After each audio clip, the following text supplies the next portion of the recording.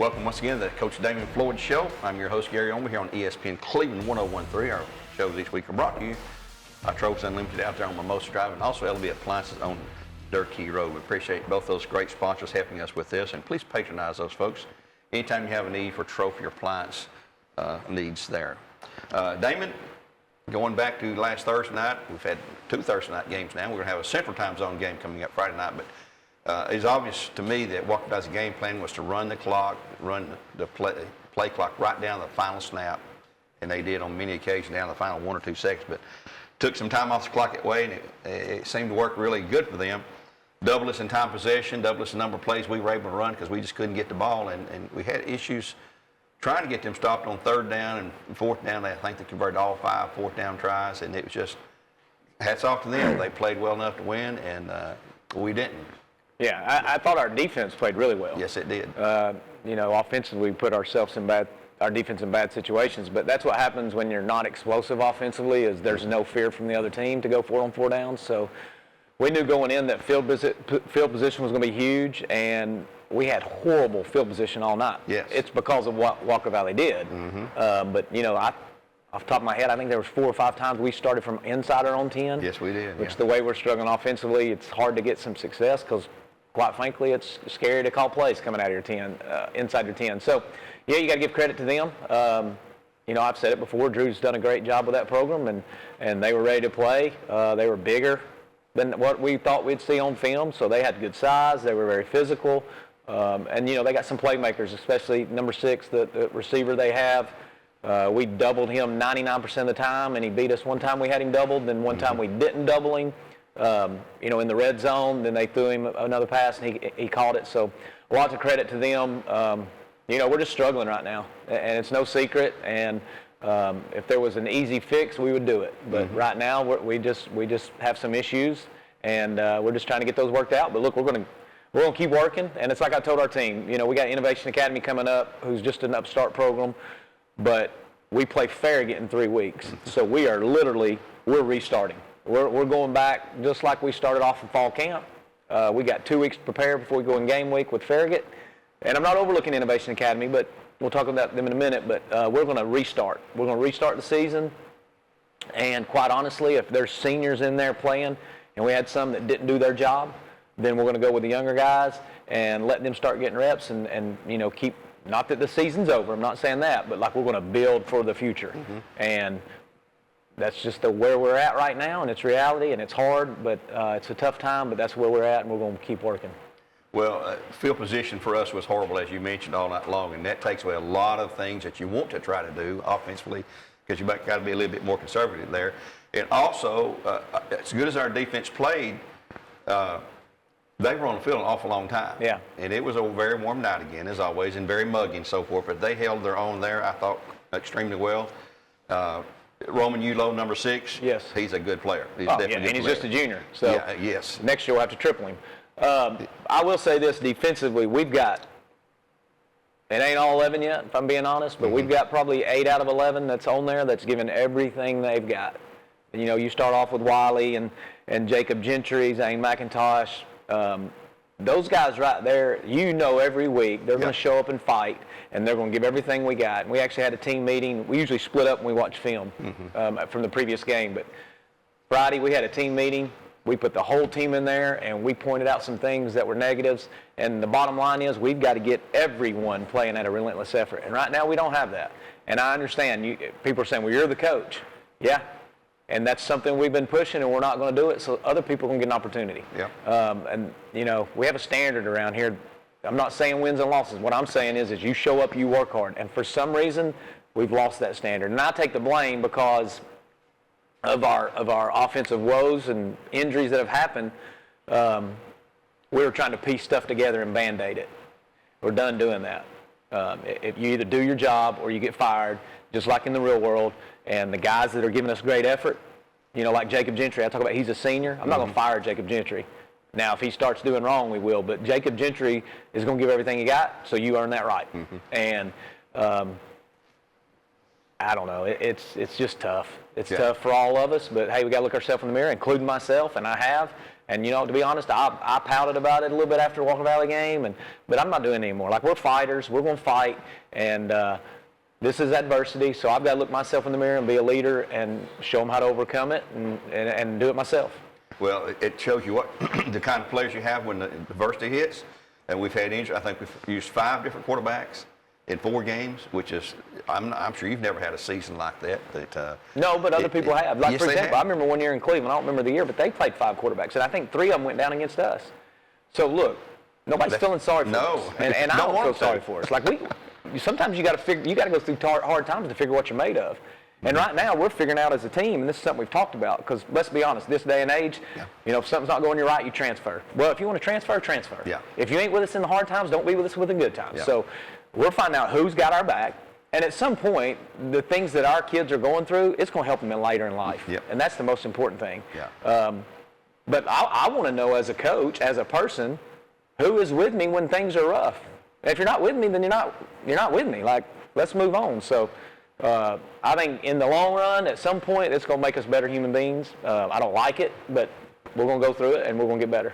Well, Brady Lewis stood in at quarterback last week. I think he took every snap except one. They sent him off the very first play of the game because he had the wrong color towel on his hip, I guess. Is that the deal there? Or? Yeah. Oh, that's something like that. But no comment. Okay.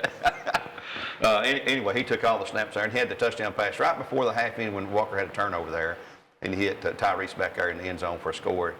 Made it 14-6, I guess, at that point. And I thought, well, we got some momentum coming here now. But then they come out with the ball third and run 6 minutes off the clock on that first drive. And we only touched the ball for one time in the third quarter. And I don't remember if we had 3 and out or not, but we didn't have the ball hardly at all. And no, I think we only had 100 total yards of offense. But I'll say this about Brady Lewis, who's new to us. Yeah. He came to us after the Maryville game on the ride home and said, Coach, I'll play quarterback.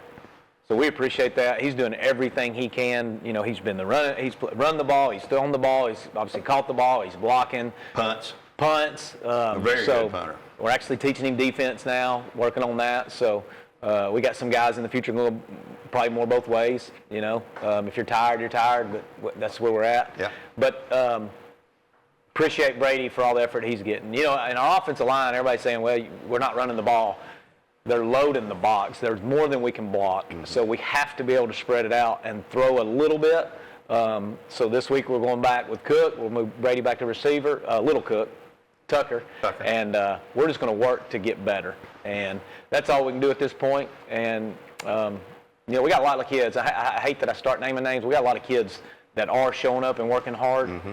And so I'm proud of the ones that are doing that. And quite honestly, there's some that are not, that don't need to play football. But that's where we're at. All right. Well, let's take a break here for our good sponsors, Tropes Unlimited and LB Appliance. We'll come back and we'll look ahead to a game we're going to play Friday night against a team most folks have never heard of. Matter of fact, it's the first year to play 11-man football. We'll talk about them when we return here on ESPN Cleveland 101.3.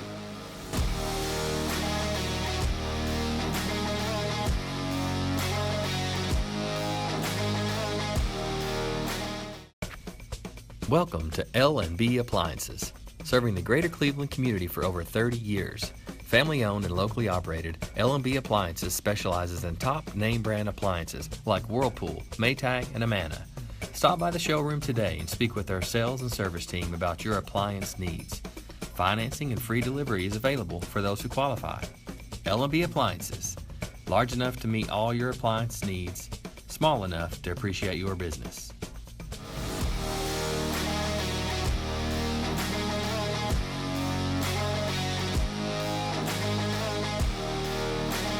Back here on Coach Damon Floyd Show, we appreciate our great sponsors making these shows possible each week.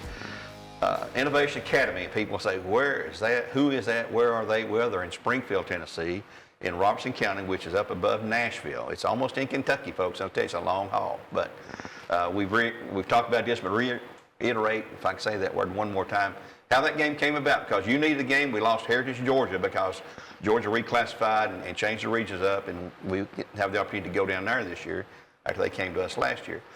So Innovation Academy was looking for games, and you were looking for one, and had the same weeks available there. Yeah, we played Heritage Georgia last year, and the only reason that worked out is because Georgia, you sign a 2-year contract when you play a game. So if we play Cleveland or Walker Valley, Cleveland's not region. If you play Walker Valley, you sign a home deal and an away deal. So you play for 2 years. Well, Georgia, they schedule in odd years of Tennessee.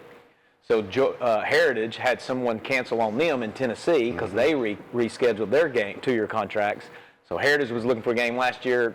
E.K. Slaughter, who's used to be the coach of Cleveland, so we talked, and he said, now look, if we do this, then next year I'm not sure we can play you because they rescheduled their region. So that's how that happened. We had an open week. Every other team in Tennessee, for the most part, there's some schools that did not have games, but every other team in Tennessee pretty much already had their schedule. Innovation Academy, a new school or new program, starting 11-man football. Us in South Pittsburgh tried to play because they had somebody from Alabama drop them. Right. The problem was the different weeks. So South Pittsburgh got a game with the Innovation Academy. Their coach called me and said, hey, I just had this game. He's looking for other games. So I called him, and that's how it happened. Well, here we go. And so it's the Sentinels is their name there. And as Coach said, they played 8-man football. There's a league in Tennessee called the Independent Division, and there's about 9 teams in there, and they remember that. And they're spread all the way, literally, from Johnson City, Tennessee to Memphis. And that's the schedule they were playing. Now they've decided we're going to play 11-man football and play with the big boys. And they've got us this week, South Pittsburgh the following week, and Brentwood Academy, which is sort of a murderer's row for them when you're new in the program there. And you've told me early on, said, I don't know where the school is at or anything about them, and I'm sure you don't know a whole lot. But you've probably seen some film on them now, haven't you? We have, and it's about what you'd think with a program just starting. They don't have the numbers we have. They don't have the size. They don't have the speed. So I give them a lot of credit and respect, them for saying, hey, we'll play you. Yeah. So just worked out. We're looking for a game. Are we more talented than them? Yes. Do we have more kids than them? Yes. But for us, it's not about them, and it's not going to be moving forward. It's about us, and we have to focus on us and get better at the fundamentals and, just all aspects of the game. And we talked about Walker Valley earlier, but offensively, part of our problem is I'd like to know. I don't know off the top of my head how many drives we started. We go out there and it's 1st and 15 before we can snap the ball. Mm-hmm. Those are things that we have to fix, no matter what the other team does. We're just putting ourselves in some long-yarded situations where we can't overcome. It's hard for us to get 10 yards in 3 downs, much less 15 yards in 3. So, like I said, a lot of respect for Innovation Academy for playing us. I think it'll be good for our kids. It's a 3.5-hour drive or something. So we're going to get on the bus. We're going to get out of here, get away for a little bit, go have a little fun, play some football, and just enjoy some time together and kind of rebond and hopefully come out with a win and then come back and like I said, we'll have an open week. It's going to be some rough practices. They've already told our team we're going to be physical, a lot more physical in practice and find out who wants to play and then get ready for Farragut. What are your travel plans for Friday? What time will you all head out? We're going to leave about 1 o'clock. Obviously, they're in Central Time Zone, so we'll gain an hour. We'll go over there and eat at, we scheduled O'Charlie's.